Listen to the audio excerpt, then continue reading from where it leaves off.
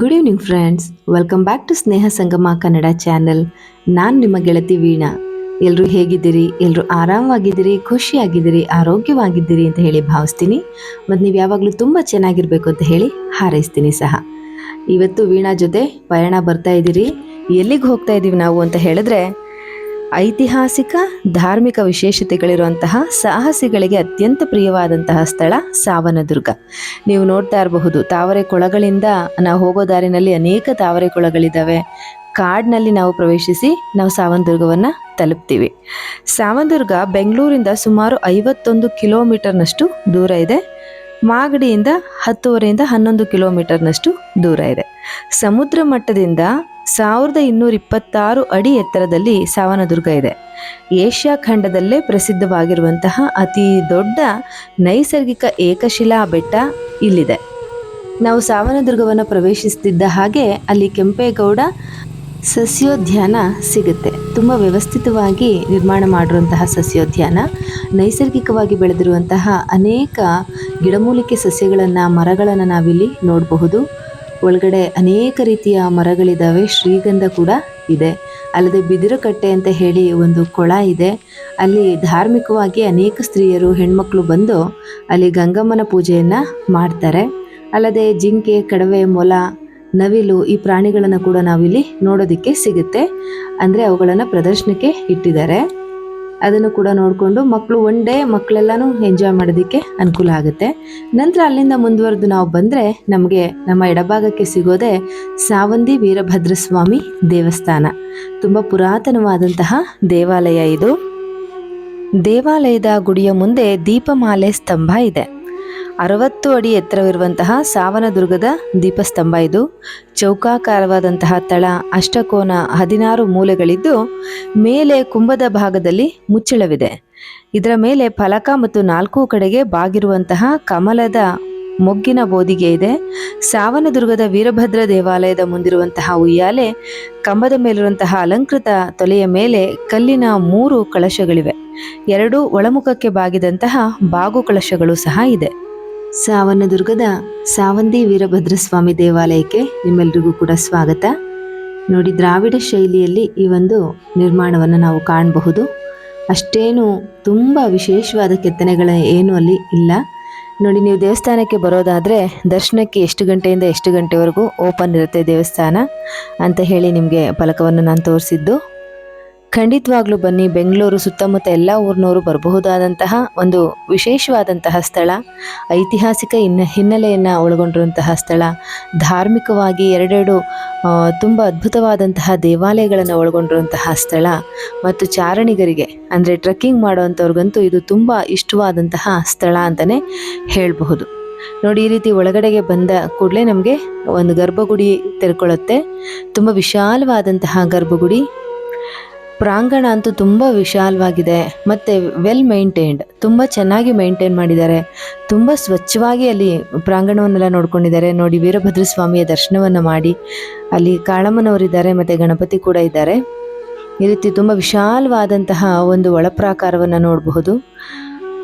ತುಂಬ ವಿಶಾಲವಾಗಿದೆ. ಹಳೆಯ ಒಂದು ಕಂಬಗಳ ಮೇಲೆ ಹೊಸದಾಗಿ ಈ ಒಂದು ಗೋಪುರಗಳನ್ನೆಲ್ಲ ನಿರ್ಮಾಣ ಮಾಡಿ ಅದಕ್ಕೆ ತುಂಬ ಚೆನ್ನಾಗಿ ಪೇಂಟಿಂಗನ್ನು ಕೂಡ ಮಾಡಿದ್ದಾರೆ. ಎಲ್ಲರೂ ಒಮ್ಮೆ ಭೇಟಿ ಕೊಡಬೇಕಾದಂತಹ ಸ್ಥಳ ಅಂತ ಹೇಳಿ ನಾನು ಹೇಳ್ತೀನಿ. ನೋಡಿ, ಅಲ್ಲೇ ನಾಗರಕಟ್ಟೆ ಕೂಡ ಇದೆ. ನಾಗರಕಲ್ಲಿಗೆ ಪೂಜೆ ಸಹ ನಡೆದಿದೆ. ಎಲ್ಲವೂ ಕೂಡ ಒಂದು ಕಾಂಪ್ಯಾಕ್ಟ್ ಆಗಿದೆ, ಅಂದರೆ ಎಲ್ಲೂ ಕೂಡ ಓಪನ್ ಆ ಥರ ಇಲ್ಲ. ಎಲ್ಲವನ್ನೂ ಕೂಡ ನೀಟಾಗಿ ಅಲ್ಲಿ ವ್ಯವಸ್ಥಿತವಾಗಿ ಮಾಡಿದ್ದಾರೆ. ಹಾಗಾಗಿ ತುಂಬ ಚೆನ್ನಾಗಿದೆ ದೇವಾಲಯ. ಸಾವಂದಿ ವೀರಭದ್ರಸ್ವಾಮಿ ದೇವಾಲಯ. ವೀರಭದ್ರಸ್ವಾಮಿ ರಥೋತ್ಸವವೂ ಸಹ ಬಹಳ ವಿಜೃಂಭಣೆಯಿಂದ ನಡೆಯುತ್ತೆ. ಮುಖ್ಯವಾಗಿ ನನಗೆ ಇಲ್ಲಿ ತುಂಬ ಗಮನ ಸೆಳೆದಿದ್ದು ಅಂತ ಹೇಳಿದ್ರೆ, ಬೆಟ್ಟದ ಹಿನ್ನೆಲೆಯಲ್ಲಿ ದೇವಾಲಯ ತುಂಬ ಸುಂದರವಾಗಿ ಕಾಣಿಸ್ತಾ ಇತ್ತು. ನೋಡಿ, ನೀವು ಕಂಬಗಳನ್ನು ಗಮನಿಸಬಹುದು. ಹಳೆಯ ಕಾಲದ ಒಂದು ಕೆತ್ತನೆ ಇರುವಂತಹ ಕಂಬಗಳು. ಅದರ ಮೇಲೆ ಹೊಸ ಕಟ್ಟಡವನ್ನು, ಗೋಪುರದ ನಿರ್ಮಾಣವನ್ನು ಮಾಡಿರುವಂತಹದನ್ನ ನೀವಿಲ್ಲಿ ಗಮನಿಸ್ತಾ ಇರಬಹುದು. ಮತ್ತು ಪ್ರದಕ್ಷಿಣಾ ಪಥವೂ ಸಹ ಅಷ್ಟೇ ತುಂಬ ಸ್ವಚ್ಛವಾಗಿ ಇಲ್ಲಿ ನೋಡ್ಕೊಂಡಿದ್ದಾರೆ, ಮೇಂಟೈನ್ ಮಾಡಿದ್ದಾರೆ. ಹಾಗಾಗಿ ದೇವಾಲಯವನ್ನು ನೋಡಿದಾಗ ಮನಸ್ಸಿಗೆ ಬಹಳ ಸಂತೋಷವಾಗುತ್ತೆ. ಸ್ವಚ್ಛತೆ ಎಲ್ಲಿರುತ್ತೋ ಅಲ್ಲಿ ದೇವರಿರ್ತಾನೆ ಅನ್ನೋದು ನಮ್ಮೆಲ್ಲರ ನಂಬಿಕೆ ಅಲ್ವಾ. ಇಲ್ಲಿ ಪ್ರತಿದಿನ ಅನ್ನ ದಾಸೋಹದ ಕಾರ್ಯಕ್ರಮ ಸಹ ಇರುತ್ತೆ. ಹಾಗಾಗಿ ಇಲ್ಲಿ ದೇವರ ದರ್ಶನಕ್ಕೆ ಬಂದವರು ಹಸಿದು ಹೋಗಬೇಕಾದಂತಹ ಯಾವುದೇ ಪ್ರಮೇಯ ಇಲ್ಲ. ಎಲ್ಲರೂ ಕೂಡ ಹೊಟ್ಟೆ ತುಂಬ ಊಟ ಮಾಡಿ ಭಗವಂತನ ಆಶೀರ್ವಾದವನ್ನು ಪಡ್ಕೊಂಡು ತುಂಬ ಸಂತೋಷದಿಂದ ಒಂದು ದಿನವನ್ನು ಈ ಒಂದು ಸ್ಥಳದಲ್ಲಿ ಕಳೆದು ಕೃತಾರ್ಥರಾಗಿ ಹೋಗೋದಕ್ಕೆ ಅವಕಾಶವಿರುವಂತಹ ಒಂದು ಪುಣ್ಯಕ್ಷೇತ್ರ ಸಾವಂದಿ ವೀರಭದ್ರ ಸ್ವಾಮಿ ದೇವಾಲಯ. ನೋಡಿ, ಕಂಬಗಳ ರಚನೆಯನ್ನು ಸಹ ನಿಮಗೆ ತೋರಿಸ್ತಾ ಇದ್ದೀನಿ. ಅಂತಹ ಏನು ವಿಶೇಷತೆ ಕಂಡುಬರೋದಿಲ್ಲ, ಅಂದರೆ ತುಂಬ ಕುಶಲವಾದಂತಹ ಶಿಲ್ಪಕಲೆ ಏನು ಅಲ್ಲಿ ಕಂಡುಬರೋದಿಲ್ಲ. ನೋಡಿ, ಸಮಯ 12ರಿಂದ 3 ಗಂಟೆವರೆಗೂ ಪ್ರತಿದಿನ ಇಲ್ಲಿ ದಾಸೋಹ ನಡೆಯುತ್ತೆ. ನೀವು ಅಲ್ಲಿ ಹೋದಾಗ ಖಂಡಿತವಾಗ್ಲೂ ಸ್ವಾಮಿಯ ಪ್ರಸಾದವನ್ನು ಸ್ವೀಕಾರ ಮಾಡ್ದಿರಾ ಬರಬೇಡಿ. ನಾವು ದೇವಾಲಯದಿಂದ ಹೊರಗಡೆ ಬಂದರೆ ನಮಗೆ ಮುಂದೆ ಈ ರೀತಿಯಲ್ಲಿ ಕಾಣುತ್ತೆ ನೋಡಿ, ಚಿಕ್ಕ ಗೋಪುರಗಳು. ಇದೆಲ್ಲನೂ ಕೂಡ ಯಲಹಂಕದ ನಾಡಪ್ರಭುಗಳಾದ ಮಾಗಡಿ ಕೆಂಪೇಗೌಡರ ಒಂದು ಮುಖ್ಯವಾದಂತಹ ಕಾರ್ಯಕ್ಷೇತ್ರವಾಗಿದ್ದಂತಹ ಸ್ಥಳ. ನಾವು ಹಾಗೆ ಮುಂದೆ ಹೋದರೆ ವೀರಭದ್ರ ಸ್ವಾಮಿ ದೇವಾಲಯದ ಎಡಭಾಗಕ್ಕೆ ಸ್ವಲ್ಪ ಮುಂದೆ ಹೋದರೆ ನಮಗಲ್ಲಿ ಇನ್ನೊಂದು ದೇವಸ್ಥಾನ ಕಾಣುತ್ತೆ. ನಾನು ಅದೇ ದಾರಿನಲ್ಲಿ ಹೋಗ್ತಾ ಇದ್ದೀನಿ. ನೋಡಿ, ಎಷ್ಟು ಹಸಿರಾಗಿದೆ, ಬೆಟ್ಟ ಮತ್ತು ಹಸಿರು ಎಲ್ಲನೂ ಕೂಡ ತುಂಬ ಸುಂದರವಾಗಿ ಕಾಣಿಸ್ತಾ ಇದೆ ಅಲ್ವಾ. ಈ ಒಂದು ದೇವಾಲಯದ ವಿಶೇಷತೆ ಏನು ಅಂತ ಹೇಳಿದ್ರೆ, ಇಲ್ಲಿ ಆಂಜನೇಯ ಸ್ವಾಮಿ ದೇವಾಲಯ. ಇದು ತುಂಬ ಪುಟ್ಟದಾಗಿದೆ ನೋಡಿ. ಕಟ್ಟಡ ಕಟ್ಟಿ ಅರ್ಧಕ್ಕೆ ನಿಂತು ಹೋಗಿದೆ. ನಮ್ಮ ಹಳೆಯ ಪಿಕ್ಚರ್ಗಳಲ್ಲಿ ನೀವೆಲ್ಲ ನೋಡಿರಬಹುದು, ನರಸಿಂಹರಾಜು ಅವರು, ಖ್ಯಾತ ಹಾಸ್ಯ ಕಲಾವಿದರಾದಂತಹ ನರಸಿಂಹರಾಜು ಅವರು ಕಟ್ಟಿಸೋದಿಕ್ಕೆ ಪ್ರಾರಂಭಿಸಿದಂತಹ ದೇವಸ್ಥಾನ ಅಂತೆ ಇದು ಆಂಜನೇಯ ಸ್ವಾಮಿ ದೇವಾಲಯ. ತುಂಬ ಚೆನ್ನಾಗಿದೆ, ಮೂರ್ತಿ ತುಂಬ ಚೆನ್ನಾಗಿದೆ. ಆದರೆ ಅವರು ಕಟ್ಟುತ್ತಾ ಇರಬೇಕಾದ್ರೆ ಅರ್ಧದಲ್ಲೇ ಅವರು ಇಹಲೋಕವನ್ನು ತ್ಯಜಿಸಿದ್ರಿಂದ ಆ ಕಟ್ಟಡ ಅಲ್ಲಿಗೆ ನಿಂತಿದೆ. ಯಾಕಾಗಿ ಬೇರೆ ಯಾರೂ ಜೀರ್ಣೋದ್ಧಾರ ಮಾಡಿಲ್ವೋ ನನಗೆ ಗೊತ್ತಾಗಲಿಲ್ಲ. ಆದರೆ ಪೂಜೆ ಅಂತೂ ತುಂಬ ಚೆನ್ನಾಗಿ ನಡೆಯುತ್ತೆ ನೋಡಿ. ಅಲ್ಲೇ ಭಗವಂತನ ಒಂದು ಸ್ನಾನಕ್ಕೆ ಬೇಕಾದಂತಹ ಬಾವಿ ಇದೆ, ನೀರು ತಗೊಳ್ಳೋದಕ್ಕೆ ಒಂದು ಕಲ್ಯಾಣಿ ಇದೆ. ಬಹುಶಃ ವೀರಭದ್ರ ಸ್ವಾಮಿ ದೇವಾಲಯ ಮತ್ತು ನರಸಿಂಹಸ್ವಾಮಿ ದೇವಾಲಯಗಳಿಗಿಂತ ಮೊದಲೇ ಇದು ನಿರ್ಮಾಣ ಆಗಿರಬಹುದು ಅಂತ ಹೇಳಿ ನಾನು ಭಾವಿಸ್ತೀನಿ. ಏಕೆಂತ ಹೇಳಿದ್ರೆ ಆ ಎರಡೂ ದೇವಾಲಯಗಳ ಮುಂದೆ ಈ ರೀತಿಯಲ್ಲಿ ಕಲ್ಯಾಣಿ ಇಲ್ಲ. ಆಂಜನೇಯ ಸ್ವಾಮಿ ದೇವಾಲಯದ ಮುಂದೆ ಮಾತ್ರ ಈ ರೀತಿ ಕಲ್ಯಾಣಿ ಇದೆ ನೋಡಿ. ನೋಡೋದಕ್ಕೆ ಎಷ್ಟು ಸಿನಿಕ್ ಆಗಿ ಕಾಣಿಸ್ತಿದೆ ಅಲ್ವಾ, ತುಂಬ ಸಿನಿಮ್ಯಾಟಿಕ್ ಆಗಿ. ಬೆಟ್ಟದ ಹಿನ್ನೆಲೆಯಲ್ಲಿ ಗೋಪುರಗಳು ಎಲ್ಲನೂ ತುಂಬ ಸುಂದರವಾಗಿ ಕಾಣಿಸುತ್ತೆ. ಮತ್ತು ರಸ್ತೆಗಳು ಕೂಡ ತುಂಬ ಚೆನ್ನಾಗಿ ನಿರ್ಮಾಣ ಆಗಿದ್ದಾವೆ. ಇಲ್ಲಿಗೆ ತುಂಬ ಯಾತ್ರಿಕರು ಬರೋದ್ರಿಂದ, ಅದರಲ್ಲೂ ಚಾರಣಿಗರು ಬರೋದ್ರಿಂದ ಇಲ್ಲಿ ಎಲ್ಲ ರೀತಿ ಸೌಲಭ್ಯಗಳು ಸಹ ಇದ್ದಾವೆ. ಅಂದರೆ ಓನ್ ವೆಹಿಕಲಲ್ಲಿ ಬರೋದು ಉತ್ತಮ. ನರಸಿಂಹಸ್ವಾಮಿ ದೇವಾಲಯಕ್ಕೆ ಈಗ ಪೂಜೆಗೆ ಅಂತ ಹೇಳಿ ಅರ್ಚಕರು ಹೋಗ್ತಾ ಇದ್ದಾರೆ. ಅದಕ್ಕೆ ಮೊದಲು ನಾನು ಬೆಟ್ಟವನ್ನೆಲ್ಲ ನಿಮಗೆ ತೋರಿಸ್ತಾ ಇದ್ದೀನಿ. ಏಷ್ಯಾ ಖಂಡದಲ್ಲೇ ಪ್ರಸಿದ್ಧವಾಗಿರುವಂತಹ ಅತಿ ದೊಡ್ಡ ನೈಸರ್ಗಿಕ ಏಕಶಿಲಾ ಬೆಟ್ಟ ಇದು. ಇದನ್ನು ಕರಿ ಬೆಟ್ಟ ಮತ್ತು ಬಿಳಿ ಬೆಟ್ಟ ಅಂತ ಹೇಳಿ ಕರೆಯಲಾಗುತ್ತೆ. ಯಾಕೆಂತ ಹೇಳಿದ್ರೆ ಸ್ವಲ್ಪ ಭಾಗ ಕಪ್ಪು ಬಣ್ಣಕ್ಕೂ ಇನ್ನು ಅರ್ಧ ಭಾಗ ಬಿಳಿ ಬಣ್ಣಕ್ಕೂ ಈ ಬೆಟ್ಟ ಕಾಣುತ್ತೆ. ಬೆಟ್ಟದ ಮೇಲೆ ಸುರಿದಂತಹ ನೀರೆಲ್ಲವೂ ಸಹ ಅರ್ಕಾವತಿ ನದಿಗೆ ಸೇರುತ್ತೆ. ಅರ್ಕಾವತಿಗೆ ಮಂಚಿನ ಬೆಲೆಯಲ್ಲಿ ಜಲಾಶಯವನ್ನು ನಿರ್ಮಿಸಿದ್ದು ಬೆಟ್ಟದ ಮೇಲಿಂದ ನಮಗೆ ಜಲಾಶಯವೂ ಸಹ ಕಾಣುತ್ತೆ. ಈ ಬೆಟ್ಟದ ಬುಡದ ಸುತ್ತಳತೆ 8 ಮೈಲಿಗಳು. ಶಾಸನಗಳಲ್ಲಿ ಈ ಸ್ಥಳವನ್ನು ಸಾವಂದಿ ಅಂತ ಹೇಳಿ ಕರೆಯಲಾಗಿದೆ. ಸಾಮಂತರಾಯ ಆಳ್ತಾ ಇದ್ದಿದ್ರಿಂದ ಸಾವನದುರ್ಗ ಅನ್ನುವಂತಹ ಹೆಸರು ಬಂದಿದೆ ಅನ್ನೋದು ಒಂದು ವಾದ. ಆದರೆ ಟಿಪ್ಪು ಸುಲ್ತಾನ್ ಘೋರ ಅಪರಾಧವನ್ನ ಮಾಡಿದವರನ್ನ ಈ ಬೆಟ್ಟದ ಮೇಲಿಂದ ತಳ್ಳಿ ಸಾಯಿಸುವ ಶಿಕ್ಷೆಯನ್ನು ನೀಡ್ತಾ ಇದ್ದ. ಹಾಗಾಗಿ ಇದು ಸಾವಿನ ದುರ್ಗ ಅಂತ ಹೇಳಿ ಅನಿಸಿತ್ತು ಅಂತ ಹೇಳಿ ಹೇಳ್ತಾರೆ. ಕ್ರಮೇಣ ಇದು ಆಡು ಮಾತಿನಲ್ಲಿ ಸಾವನ ದುರ್ಗವಾಗಿದೆ ಅಂತ ಹೇಳಿ ಜನಪದ ದಂತಕಥೆಗಳು ಸಹ ಇದ್ದಾವೆ. ಸಾವನದುರ್ಗ ಮಾಗಡಿ ಸೀಮೆಯನ್ನಾಳಿದಂತಹ ಯಲಹಂಕ ಪ್ರಭುಗಳ ರಾಜಧಾನಿ ಮತ್ತು ಪ್ರಮುಖ ಸೈನಿಕ ನೆಲೆಯಾಗಿತ್ತು. ನೋಡಿ, ಸಾವನದುರ್ಗದಲ್ಲಿ ನಾವು ನೋಡಲೇಬೇಕಾದಂತಹ ಮತ್ತೊಂದು ಸ್ಥಳ ದೇವಾಲಯ ಅಂತ ಹೇಳಿದ್ರೆ ಅದು ನರಸಿಂಹಸ್ವಾಮಿ ದೇವಾಲಯ. ಸಾವಂದಿ ನರಸಿಂಹಸ್ವಾಮಿ ದೇವಾಲಯ ಅಂತಲೇ ಕರೆಯಲಾಗುತ್ತೆ. ಈ ದೇವಾಲಯದ ವಿಶೇಷತೆ ಏನು ಅಂತ ಹೇಳಿದ್ರೆ, ದೊಡ್ಡ ಬಂಡೆಯನ್ನೇ ನರಸಿಂಹಸ್ವಾಮಿಯ ವಿಗ್ರಹ ಅಂತ ಹೇಳಿ ಅದಕ್ಕೆ ಕಣ್ಣು, ಮೂಗು, ಬಾಯಿಗಳನ್ನು ಇರಿಸಿ ಪೂಜಿಸಲಾಗುತ್ತೆ. ಅಭಿಷೇಕದ ಸಂದರ್ಭದಲ್ಲಿ ಆರತಿಯನ್ನ ದೇವರ ಮೂರ್ತಿ ಬಳಿ ಹಿಡಿದ್ರೆ ಜ್ಯೋತಿ ಅಲುಗಾಡತ್ತಂತೆ. ಅಂದರೆ ಅಲ್ಲಿ ನರಸಿಂಹಸ್ವಾಮಿ ಇದ್ದಾರೆ, ಅವರು ಉಸಿರಾಡ್ತಾ ಇದ್ದಾರೆ, ಉಸಿರಿನ ಗಾಳಿಯಿಂದ ಜ್ಯೋತಿ ಅಲುಗಾಡ್ತಾ ಇದೆ ಅಂತ ಹೇಳಿ ಹೇಳ್ತಾರೆ. ಮತ್ತು ದೇವಾಲಯ ಸಂಪೂರ್ಣ ನಿಶ್ಶಬ್ದವಾಗಿದ್ದಾಗ ದೇವರು ಉಸಿರಾಡೋದು ಕೂಡ ಕೇಳಿಸುತ್ತಂತೆ. ಹಾಗಾಗಿ ಈ ದೇವರನ್ನ, ಇಲ್ಲಿರುವಂತಹ ನರಸಿಂಹನನ್ನ ಜೀವಂತ ದೇವರು ಅಂತ ಹೇಳಿ ಕರೆಯಲಾಗುತ್ತೆ. ನರಸಿಂಹ ದೇವರ ದೇವಾಲಯದ ಪಕ್ಕದಲ್ಲೇ ಮಹಾಲಕ್ಷ್ಮಿ ಅಮ್ಮನವರ ದೇವಾಲಯ ಸಹ ಇದೆ. ನೋಡಬಹುದು. ನಾವು ಚಿಕ್ಕ ಮಕ್ಕಳಿದ್ದಾಗಿಂದನೂ ಈ ದೇವಾಲಯಕ್ಕೆ ಬರ್ತಾ ಇದ್ದೀವಿ. ಆದರೆ ನಾನು ಈ ಸರಿ ಗಮನಿಸಿದ್ದೇನು ಅಂತ ಹೇಳಿದ್ರೆ ಸ್ವಲ್ಪ ಸ್ವಚ್ಛತೆಯ ಕೊರತೆ ಕಂಡು ಬಂತು. ಆ ರೀತಿ ಆಗಬಾರ್ದು, ತುಂಬ ಸ್ವಚ್ಛವಾಗಿರಬೇಕು ಅಂತ ಹೇಳಿ. ಯಾಕೆ ಅಂತ ಹೇಳಿದ್ರೆ ನಾನು ಆವಾಗಲೇ ಹೇಳ್ದಂಗೆ cleanliness is next to godliness. ಅಂದರೆ ನಮ್ಮ ಮೊದಲೇ ದೈವತ್ವ ಅಂದ್ರೆ ಸ್ವಚ್ಛತೆ ಇರೋ ಕಡೆ ದೈವದ ಸಾಕ್ಷಾತ್ಕಾರ ಇರುತ್ತೆ ಅನ್ನೋದು ನನ್ನ ಪರಮ ನಂಬಿಕೆ. ಇದು ಬಸ್ ಸ್ಟ್ಯಾಂಡ್ಗೆ ಅಭಿಮುಖವಾಗಿ ತೆರ್ಕೊಂಡಿದೆ, ಆದರೆ ಅದರ ಪ್ರವೇಶ ದ್ವಾರ ಇರೋದು ಆ ಕಡೆಯಿಂದ. ನಾವೆಲ್ಲ ಚಿಕ್ಕ ಮಕ್ಕಳಲ್ಲಿ ಬಂದಾಗ ಬಸ್ ಇಳಿದು ಇಲ್ಲಿಂದನೇ ಹೀಗೆ ಬಂದು ಆ ಕಡೆ ಬಳಸ್ಕೊಂಡು ದೇವಾಲಯದ ಮುಂದಕ್ಕೆ ಹೋಗ್ತಾ ಇದ್ವಿ. ನಮ್ಮ ತಂದೆಯವರ ಮನೆ ದೇವರು ಲಕ್ಷ್ಮೀ ನರಸಿಂಹಸ್ವಾಮಿಯೇ ಆಗಿರೋದ್ರಿಂದ, ಆದರೆ ಅದು ಕದ್ರಿ ಲಕ್ಷ್ಮೀ ನರಸಿಂಹಸ್ವಾಮಿ ಆಂಧ್ರದಲ್ಲಿರೋದು, ಅಷ್ಟು ದೂರ ಹೋಗೋಕ್ಕಾಗೋದಿಲ್ಲ ಅಂತ ಹೇಳಿ ನಮಗೆ ಹತ್ತಿರ ಇರುವಂತಹ ಈ ದೇವಾಲಯಕ್ಕೆ ಆಗಾಗ ಬಂದು ಪೂಜೆ ಮಾಡಿಸ್ಕೊಂಡು ಹೋಗ್ತಾ ಇದ್ವಿ ನಾವು ಮಕ್ಕಳಿದ್ದಾಗ ನಮ್ಮ ತಂದೆ ತಾಯಿಗಳ ಜೊತೆ.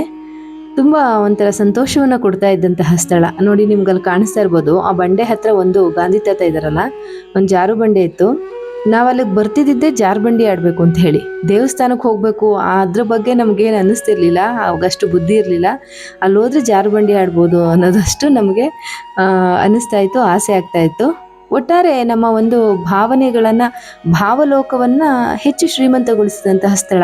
ಯಾಕೆಂತ ಹೇಳಿದ್ರೆ ನೈಸರ್ಗಿಕವಾಗಿ ತುಂಬ ವೈವಿಧ್ಯತೆ ಕಾಣುತ್ತೆ. ಒಂದು ಕಡೆ ಬೆಟ್ಟ, ಒಂದು ಕಡೆ ಸಸ್ಯಗಳು, ಮರಗಳು, ದಟ್ಟವಾದಂತಹ ಕಾಡು, ಇದೆಲ್ಲವೂ ಕೂಡ ಮಕ್ಕಳಲ್ಲಿ ಒಂದು ರೀತಿ ಹೊಸ ಹೊಸ ಕಲ್ಪನೆಗಳನ್ನು, ಚಿಂತನೆಗಳನ್ನು ಹುಟ್ಟಿಸೋದಕ್ಕೆ ಸಹಾಯ ಮಾಡುತ್ತೆ. ನಮಗೂ ಕೂಡ ಆ ಬಾಲ್ಯದಲ್ಲಿ ತುಂಬ ಇಷ್ಟವಾದಂತಹ ಒಂದು ಸ್ಥಳ ಸಾವನದುರ್ಗ ಆಗಿತ್ತು. ಅವಾಗೆಲ್ಲ ಈ ಥರ ಕಚೇರಿ ಕಟ್ಟಡಗಳೇನೂ ಇರಲಿಲ್ಲ, ತುಂಬ ಓಪನ್ ಸ್ಪೇಸ್ ಆಗಿತ್ತು. ಆದರೆ ಈಗ ಎಲ್ಲ ರೀತಿ ಬರುವಂತಹ ಭಕ್ತಾದಿಗಳಿಗೆ ಸಾಕಷ್ಟು ಅನುಕೂಲಗಳನ್ನು ಮಾಡಿಕೊಡ್ಲಾಗಿದೆ. ಅಲ್ಲಿ ಬಂದು ಅವ್ರು ಏನು ಸೇವೆಗಳನ್ನು ಸಲ್ಲಿಸ್ತಾರೆ ಅದಕ್ಕೆಲ್ಲ ಬೇಕಾದಂತಹ ಎಲ್ಲ ಅನುಕೂಲಗಳನ್ನು ಕೂಡ ಮಾಡಲಾಗಿದೆ. ನರಸಿಂಹಸ್ವಾಮಿ ದೇವಾಲಯದ ಸ್ವಾಮಿಯ ಎಡಭಾಗಕ್ಕೆ ಮಹಾಲಕ್ಷ್ಮಿ ಅಮ್ಮನವರ ದೇವಾಲಯ ಸಹ ಇದೆ. ಎರಡೂ ಮೂರ್ತಿಗಳು ಕೂಡ ತುಂಬ ಕಮನೀಯವಾಗಿವೆ ನೋಡಿ. ದೀಪಸ್ತಂಭ ಮತ್ತು ಗರುಡಗಂಬ ಎರಡೂ ಕೂಡ ನೀವು ಮುಂದೆಗಡೆ ನೋಡ್ತಾ ಇರಬಹುದು.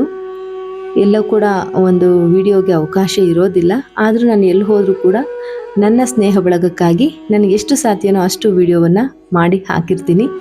ನೀವು ಕೂಡ ತಪ್ಪದೆ ಹತ್ತಿರ ಇದ್ದರೆ ಖಂಡಿತವಾಗ್ಲೂ ಈ ಒಂದು ಸ್ಥಳಕ್ಕೆ ಭೇಟಿ ಕೊಡಿ. ತುಂಬ ಅಂದರೆ ತುಂಬ ಚೆನ್ನಾಗಿರುವಂತಹ ಒಂದು ಸ್ಥಳ. ನೀವು ಬಂದರೆ ನಿಮಗೆ ತುಂಬ ಖುಷಿ ಆಗುತ್ತೆ ನೋಡೋದಕ್ಕೆ. 2-3 ದೇವಾಲಯಗಳನ್ನು ಸಂದರ್ಶನ ಮಾಡ್ಬೋದು. ನೈಸರ್ಗಿಕವಾದಂತಹ ಸೌಂದರ್ಯವನ್ನು ನೋಡಬಹುದು, ಬೆಟ್ಟವನ್ನು ಹತ್ತಬಹುದು. ತುಂಬ ಕಡಿದಾದಂತಹ ಬೆಟ್ಟ, ತುಂಬ ಕಷ್ಟ ಆಗುತ್ತೆ ಈ ಬೆಟ್ಟವನ್ನು ಹತ್ತಬೇಕು ಅಂತ ಹೇಳಿದ್ರೆ. ನೋಡಿ, ಮುಂಭಾಗದಿಂದ ದೇವಾಲಯ ಈ ರೀತಿಯಲ್ಲಿ ಕಂಡುಬರುತ್ತೆ.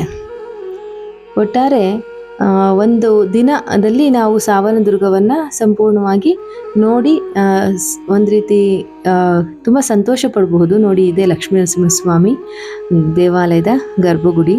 ಅಷ್ಟು ನೇರವಾಗಿ ವಿಡಿಯೋ ಮಾಡೋದಕ್ಕೆ ಆಗಿಲ್ಲ ಈ ರೀತಿಯಲ್ಲಿ. ಆದರೂ ನಿಮಗೆ ಒಂದು ಭಗವಂತನ ದರ್ಶನ ನಿಮಗಾಗಲಿ ಅಂತ ಹೇಳಿ ನಾನು ಪ್ರಯತ್ನವನ್ನು ಪಟ್ಟಿದ್ದೀನಿ. ನಿಮ್ಮೆಲ್ರಿಗೂ ಕೂಡ ಲಕ್ಷ್ಮೀ ನರಸಿಂಹಸ್ವಾಮಿಯ ಸಂಪೂರ್ಣ ಕೃಪಾ ಕಟಾಕ್ಷ ಇರಲಿ ನಿಮ್ಮೆಲ್ಲರ ಮೇಲೆ ಅಂತ ಹೇಳಿ ನಾನು ಭಗವಂತನಲ್ಲಿ ಪ್ರಾರ್ಥಿಸ್ತೀನಿ. ನೋಡೋದಕ್ಕೆ ಭಯ ಹುಟ್ಟಿಸುತ್ತೆ, ನಿಜವಾಗ್ಲೂ ಎದುರಿಂದ ನೋಡಿದ್ರೆ ಭಯ ಆಗುತ್ತೆ. ಯಾಕೆಂತ ಹೇಳಿದ್ರೆ ಬಂಡೆ ಮೇಲೆ ಕಣ್ಣು ಮುಗೆಲ್ಲ ಇಟ್ಟಿರೋದ್ರಿಂದ ತುಂಬ ಬೃಹದಾಕಾರವಾಗಿ ನಮಗೆ ಅದು ಕಂಡು ಬರುತ್ತೆ.